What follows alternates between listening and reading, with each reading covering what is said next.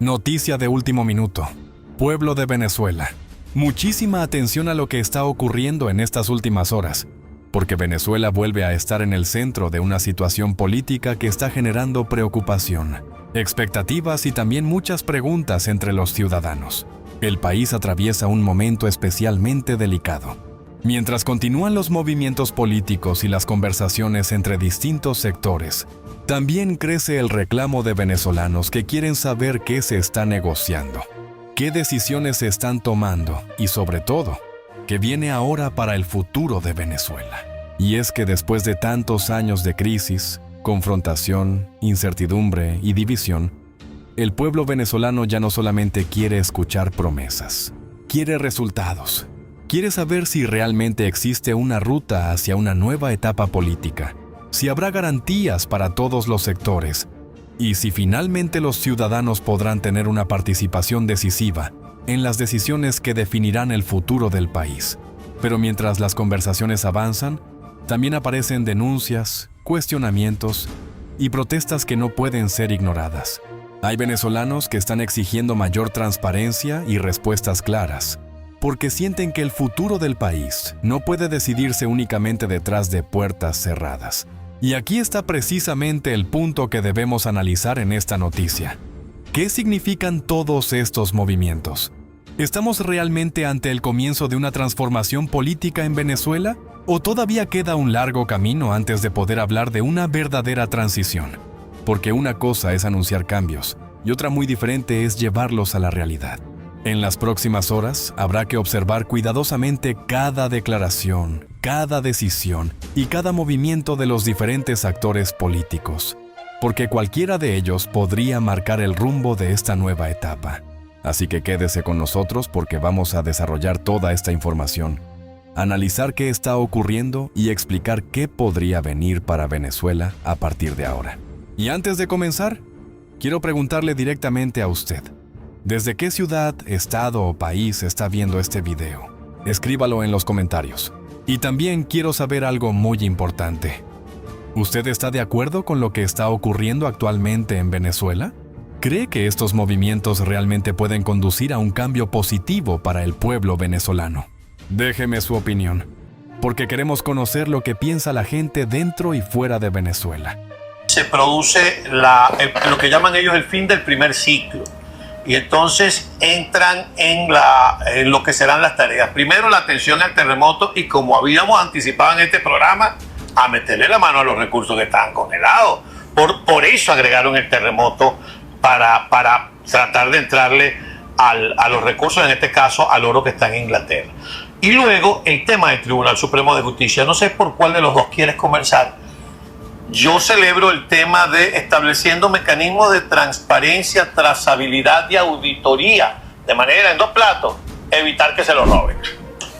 Sí, mira, Carlos, yo creo que la primera cosa que hay que entender es que este anuncio de anoche básicamente, digamos, desdice o deslegitima o básicamente manda a retiro a la estructura legislativa, la asamblea del régimen. O sea, ya la asamblea del régimen dejó de ser una entidad legítima, y esto es una aceptación implícita en esto. O sea, ya ahora la máxima autoridad en las decisiones, incluso legislativas, de reforma de organismos legales, de acuerdo a lo que se estableció en este comunicado, es esta mesa de negociación, esta negociación, con lo cual se pone por encima, ¿no? Yo diría que pudiera ser el poder de facto en la reforma. Es decir, ya la asamblea deja de ser, el chavismo deja de controlar esto, y esto es una cosa importantísima. El otro tema fundamental es que obviamente se hicieron anuncios interesantes. Ahí, como siempre, la gente no está, digamos, muy confiada, ¿no? Y por las experiencias pasadas que el régimen ha demostrado en este tipo de negociaciones. Pero yo creo que es un avance muy importante el hecho de que se designen las autoridades, porque estas autoridades van a actuar ahora como una fuente de toma de decisiones fundamentales para esto que viene, incluyendo las elecciones, estoy viendo, creo que ahora se está comenzando a derogar algunas leyes como la ley del odio, etcétera, pero estamos en una fase de anuncio todavía, es decir, esto falta todavía concretarse, ¿no? Y aquí hay una serie de, digamos, de tareas. Hay que instalar por lo menos 2 o 3 comisiones. La comisión que va a seleccionar a los postulados, ¿no? Porque ahora todo este proceso que inició la Asamblea Nacional con los 600 postulados para miembros del Tribunal Supremo, ahora se elimina y comienza de cero, básicamente. Se desconoce estos 12 que fueron nombrados o ratificados por la Asamblea, y ahora son todos los cargos, los 32 cargos que van a estar objeto... y probablemente, y perdón te interrumpo, probablemente no sean 32, porque también se habla de una reforma de la ley orgánica del Tribunal Supremo de Justicia, y probablemente reduzcan el número de magistrados como antes estaba, que eran menos magistrados. Eran 20 magistrados antes. Exactamente, por eso a lo mejor ahora reducen con la nueva ley. La ley orgánica establece que van a ser 12 magistrados, y lo que tú dices es rigurosamente cierto. Esta mesa se convierte ahora en el ente legislativo que va a organizar el comité de postulaciones para evaluar a los postulados.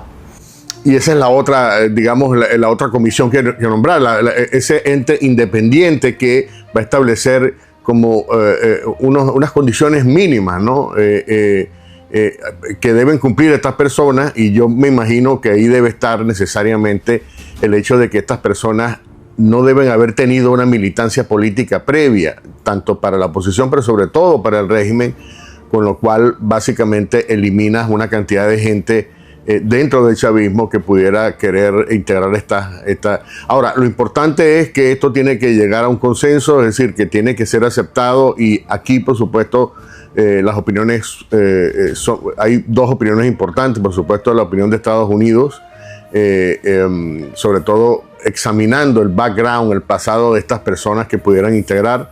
Tiene que ser un pasado íntegro, no estar vinculado a ningún tipo de controversia, corrupción, etcétera. Y el otro tema es qué piensa María Corina de todo esto, porque una de las cosas importantes que hay que entender, y que por cierto al régimen le conviene, es decir, esto tiene que contar con la aprobación de María Corina, porque en el eventual futuro de María Corina como presidente de Venezuela, ella tiene que reconocer estos acuerdos, por lo tanto tiene una voz muy importante. Pero estos son procesos que están comenzando. Ellos dicen allí en el comunicado que van a tratar de agilizar esto lo más pronto posible, bueno, y que comience ya de una vez este mes todo este proceso. Yo creo que esto es importante, ponerle presión, ¿no? Hacerle un seguimiento, y definitivamente hemos visto que Estados Unidos escucha todos estos clamores que se producen desde Venezuela. Yo creo que esto es una cosa importante. A eso es lo que voy ahora, porque si bien es cierto, existen en la Constitución venezolana una serie de requisitos para convertirse en magistrado del Tribunal Supremo de Justicia, el chavismo, que fue quien redactó esta Constitución, le salta por encima de esos mismos requisitos, que no son nada malos, porque te hablan, desde el punto de vista académico, te hablan de una experiencia profesional, de una formación académica, de tantos años de experiencia como juez, de obra publicada o de tiempo en el magisterio, en la pedagogía judicial. Eso está perfecto desde el punto de vista de la conformación profesional del jurista. Pero está ese otro dato, o estos otros datos que tú aportas con relación al pasado, a la afiliación política, a una participación de pronto, como pasó con Calixto Ortega, que era diputado de la Asamblea Nacional y él votó por él mismo para ser magistrado y convertirse en magistrado. O como pasó con Michael Moreno, que venía de ser procesado por homicidio y llegó a ser presidente del TCJ. Todo eso hay que echarlo al pasado.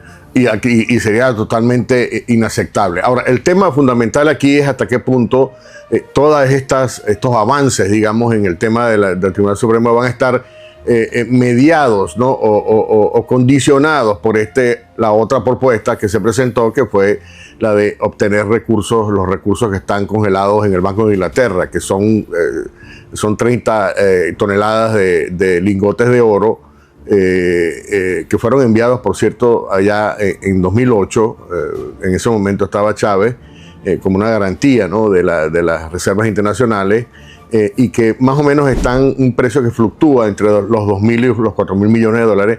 Yo creo que el régimen lo que está buscando es exhibir un éxito para decirles, mira, recuperamos este dinero, estamos peleando por los... O sea, de alguna manera ellos tienen que vender esto, y esto lo están haciendo a todo nivel, en el sector militar, por ejemplo. Están tratando de replantear la estrategia como para decir, nosotros estamos haciendo una cosa que es coherente, y esto es un punto esencial. Ahora, todavía queda la gran pregunta de cómo, de si esto, el régimen realmente lo que plantea es querer manejar estos recursos. En la declaración se establecen aparentemente, o sea, se van a establecer, mejor dicho, mecanismos de seguimiento, de trazabilidad, de rendición de cuentas de esos recursos, pero sabemos muy bien que el régimen, por supuesto, es capaz de cualquier cosa cuando tiene que ver con el manejo de los fondos públicos. El régimen y otros personajes. Tengo que hacer la pausa. Y al inicio del próximo bloque quisiera que profundizáramos un poquito en esto, pero que después hablemos de eso que tú, de forma muy atinada, en tu anterior emisión de Cas Tocando News, hablabas del dibujo libre. Todo lo que allí pase tiene que ser revisado y aprobado por los Estados Unidos. Eso nos da a los venezolanos que creemos en el sistema de los Estados Unidos, nos da tranquilidad, porque sabemos que el régimen no se va a robar billetes o no va a estar nombrando así porque le dio la gana a fulanito de tal que hasta ayer fue, no sé, concejal del PSUV y ahora quiere que sea magistrado. Así que al regreso me gustaría que habláramos de estos temas con nuestro invitado, el periodista Casto Ocando. Ya venimos. Agradezco a Casto Ocando que nos esperó durante el corte comercial y nos habíamos quedado justamente en el tema de la trazabilidad, transparencia y auditoría que ofrece este comunicado de esta mesa de trabajo si se les descongelan, si se les da acceso a los recursos congelados en los bancos de Inglaterra. Sí, mira, hay varias situaciones con respecto a estos fondos que como dije, ¿no? Fueron consignados allí en el 2008. Y en un momento dado que Venezuela los pidió de regreso, el Banco de Inglaterra dijo, nosotros no podemos regresar esto a una autoridad que no está siendo reconocida. Y obviamente aquí hubo una coordinación entre los gobiernos de Inglaterra y de Estados Unidos, que tampoco reconocía. Y esto se ha producido esto ha generado, digamos, casi que una batalla épica, no tanto por el monto de los recursos, que en el contexto de las cosas nos representan, digamos, una cifra importante, sino es un tema básicamente simbólico, ¿no? Nosotros estamos avanzando en los objetivos, etcétera. Pero aquí hay que considerar, por ejemplo, el tema de las batallas legales, porque hay una batalla legal en las Cortes de Londres precisamente para esto, y la batalla aquí el régimen no ha podido, digamos, lograr esto, obligar al Banco de Inglaterra, y yo creo que esto se va a proceder solo porque lo que Inglaterra plantea es: nosotros no vamos a entregar estos recursos a un régimen que no sea legítimo, ¿no? Y si nos ponemos a ver, legítimo implicaría quizá una elección democrática que no ha existido en Venezuela. Es decir, que técnicamente el Banco de Inglaterra no podría entregarle a esto ni siquiera a la estructura actual, que no ha sido electa, incluyendo la Asamblea de 2015, que es, digamos, la última autoridad que reconoció a Estados Unidos, pero no, tiene que haber elecciones. Entonces, no está claro si Inglaterra acepta. Yo creo que Estados Unidos va a jugar un papel aquí importante. Si Estados Unidos, digamos, respalda, ¿no? Se hace responsable de todo esto, implicaría, esta sería la manera, el esquema en la cual el Banco de Inglaterra diga, bueno, entonces aceptamos esta situación. Ese es un primer escollo que hay que superar.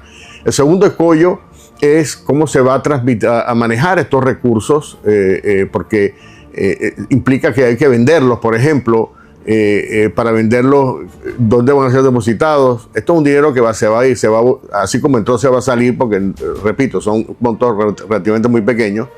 Y aquí es donde viene todo el tema de la trazabilidad, que es importante. Una de las cosas que a mí me preocupa mucho es la capacidad y, digamos, la estrategia, la habilidad que ha tenido el régimen, sobre todo Delcy y Jorge Rodríguez, particularmente Delcy Rodríguez, en utilizar la estrategia de los sobornos para convencer, llamar, etc. Estas personas saben la debilidad que tienen muchos, incluso inversionistas, empresarios de Estados Unidos, incluso políticos.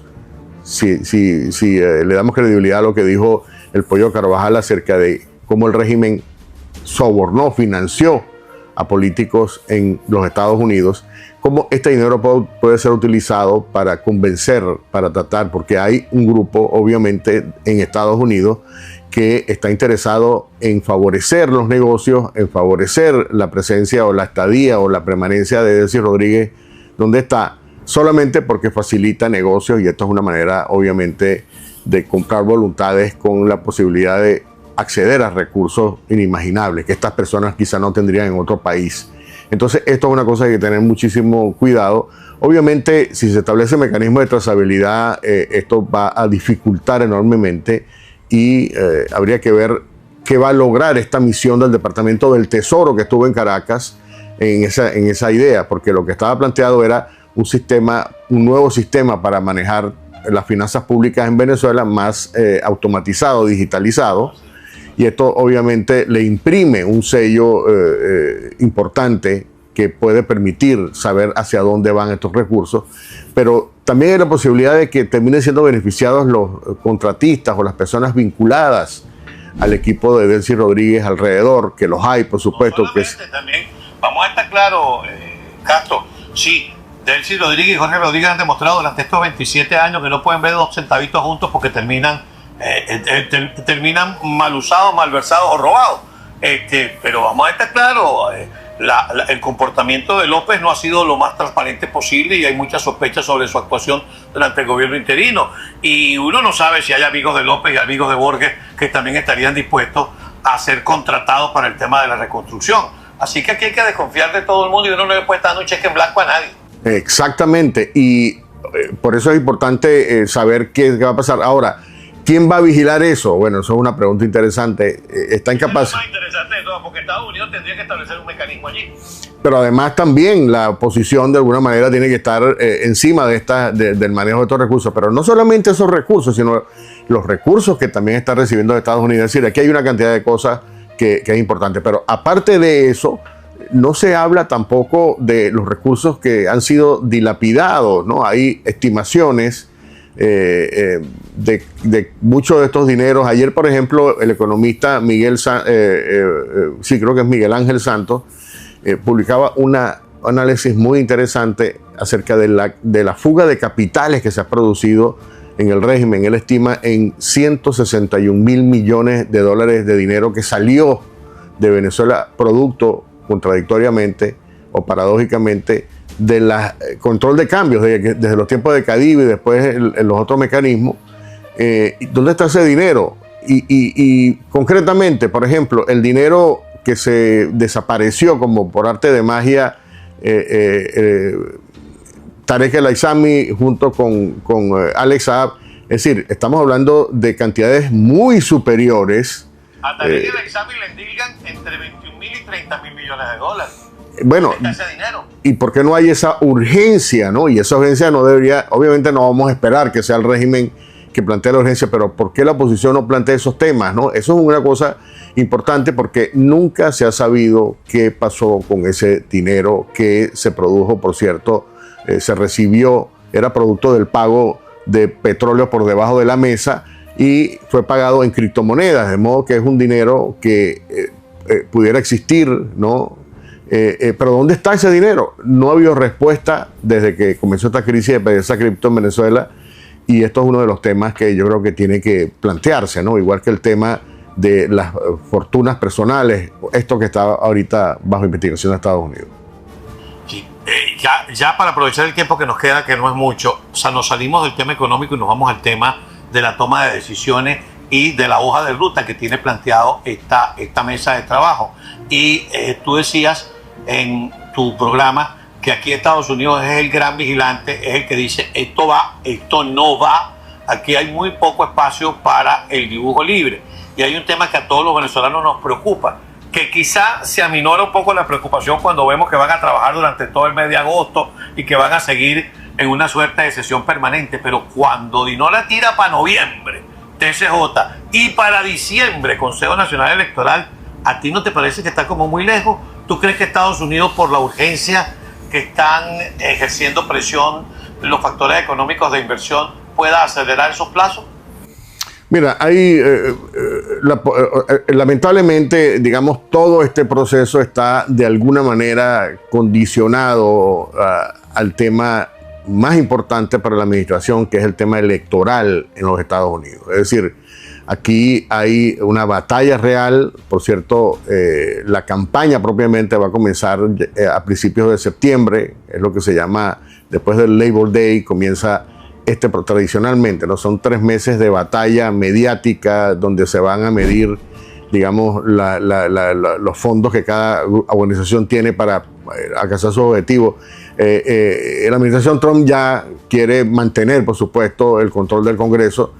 Y yo creo que la idea que ha venido vendiendo Trump de que Venezuela es un país bajo control, donde los venezolanos están felices, etcétera, es una idea con objetivos muy claramente electorales, y introducir, digamos, elementos que puedan implicar una gran... Y aquí hay por los dos lados, es decir, por un lado, pudiéramos esperar que se produzcan decisiones radicales, no estoy seguro de eso. Pero el otro punto es que al mismo tiempo hay una gran presión desde Venezuela, un gran descontento, una gran frustración, que Estados Unidos lo está viendo también. Ayer hubo protestas en Caracas frente al lugar donde se estaban reuniendo estas personas, uno de los lugares. Es decir, hay dos elementos fundamentales. Está el tema de las elecciones. Trump no quiere ruido durante ese proceso que comienza en septiembre, que son las elecciones, que es la campaña masiva, en la cual, por cierto, el Partido Republicano se va a gastar un montón de dinero para transmitir la narrativa de que han logrado resultados, y en política exterior Venezuela es uno de los más importantes. Y por otro lado está la presión desde Venezuela, que tampoco se puede descartar porque es un factor de caos también, ¿no? Es decir, hay un creciente descontento a niveles récord con el régimen. Se tocó en la mesa el tema de los presos políticos. Ni siquiera diciendo está en la agenda. No se tocó. No se tocó, y yo creo que aquí está, digamos, operando una argumentación que está haciendo el régimen desde prácticamente el principio, diciendo que muchas de estas personas que están presas, si salen a la calle van a crear disturbios, hay golpistas. Un poco la idea que transmite también Diosdado Cabello diciendo, si me quitan a mí, esto se va a convertir en un caos, ¿no? Yo no sé si eso es cierto, yo no creo que eso vaya, pero Estados Unidos, por supuesto, no quiere acercarse a esos escenarios, no quiere considerarlos porque, repito, tiene este problema de las elecciones encima. Pero bueno, hemos visto que la presión interna en Venezuela también provoca o ha ayudado a acelerar decisiones en en Estados Unidos con respecto a Venezuela. Y yo creo que esto es un factor que va a jugar también un papel muy importante. Castro, lamentablemente se nos termina el tiempo. Este tema es muy, pero muy interesante. Vamos a estar bien pendientes. Lo primero que hay que entender es que los acuerdos anunciados al cierre de esta primera ronda de conversaciones representan algo mucho más importante que una simple fotografía entre representantes del chavismo y de la oposición. El punto central es que ambas partes están comenzando a discutir y, en algunos aspectos, a acordar cambios sobre instituciones que durante años estuvieron en el centro de la crisis venezolana. El acuerdo para renovar todos los magistrados del Tribunal Supremo de Justicia es particularmente relevante. Según lo anunciado al terminar esta primera etapa del diálogo, las delegaciones acordaron avanzar en una reforma del sistema de justicia, reiniciar el proceso de postulación de magistrados y trabajar hacia una renovación completa del máximo tribunal. También acordaron ampliar el comité de postulaciones judiciales y modificar las normas que regulan ese proceso. Y aquí está la primera conclusión importante. Si este acuerdo se implementa de manera verdaderamente independiente, estamos hablando de una de las piezas fundamentales de cualquier eventual transición política. ¿Por qué? Porque durante años el Tribunal Supremo de Justicia ha sido uno de los principales escenarios de la confrontación institucional venezolana. El problema no es solamente quién ocupa Miraflores. El problema es quién controla las instituciones, que pueden interpretar la Constitución, resolver disputas electorales, validar decisiones de otros poderes y determinar la legalidad de determinadas actuaciones políticas. Por eso cambiar completamente el TSJ puede tener consecuencias enormes. Pero hay que hacer una distinción fundamental.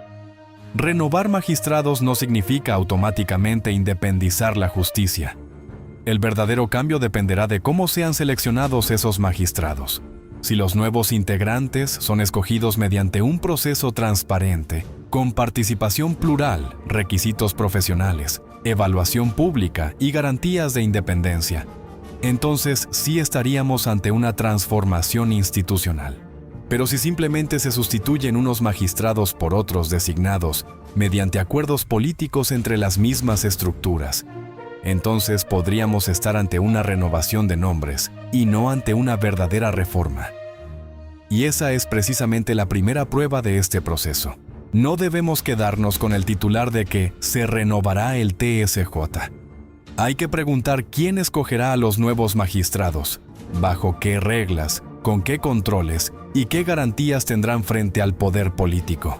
Porque ahí está la diferencia entre una transición democrática y una simple reorganización del poder. El hecho de que Delcy Rodríguez haya celebrado públicamente los avances y haya descrito este primer ciclo como un paso dentro de un proceso más amplio, también es significativo. La presidenta interina manifestó confianza en el proceso después de que las delegaciones cerraran esta primera etapa con acuerdos sobre justicia y activos venezolanos en el exterior. Pero tampoco debemos interpretar el entusiasmo de Delcy Rodríguez como una prueba de que el chavismo ya decidió entregar el poder. Sería una lectura demasiado simplista. Lo que parece estar ocurriendo es algo mucho más complejo. El chavismo está aceptando negociar cambios institucionales porque también tiene intereses que proteger. Y ahí entramos en la segunda gran pieza del rompecabezas: los activos venezolanos congelados en el extranjero. Las delegaciones acordaron trabajar para recuperar activos venezolanos, incluyendo reservas de oro vinculadas al Banco de Inglaterra, con la intención de que esos recursos puedan ser utilizados dentro del proceso de reconstrucción y atención de las necesidades del país. Esto tampoco es un asunto menor, porque el oro venezolano depositado en Londres se convirtió durante años en uno de los símbolos de la disputa sobre quién representa legítimamente al Estado venezolano y quién tiene autoridad para administrar sus activos en el exterior. Ahora, que representantes del chavismo y de la oposición estén hablando conjuntamente de recuperar esos recursos, revela un cambio de lógica. Ya no se está discutiendo únicamente quién tiene razón políticamente. Se está comenzando a discutir cómo reconstruir la capacidad financiera del Estado venezolano. Y esto conecta directamente la negociación política con la recuperación económica. Venezuela necesita dinero para reconstruir infraestructura, servicios públicos, hospitales, producción energética y atender las consecuencias de años de crisis.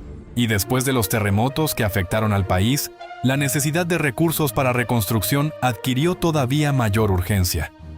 Por eso los activos congelados en el extranjero adquieren una importancia estratégica.